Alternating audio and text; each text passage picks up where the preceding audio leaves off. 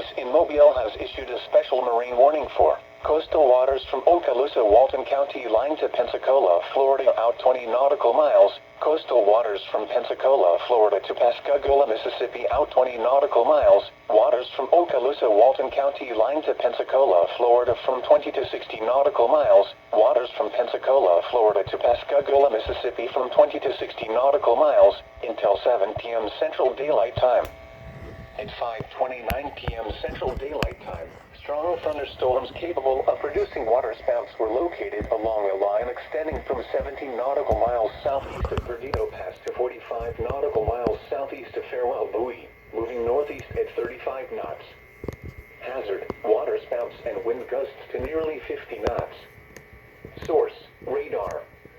Impact, waterspouts can easily overturn boats and create locally hazardous seas.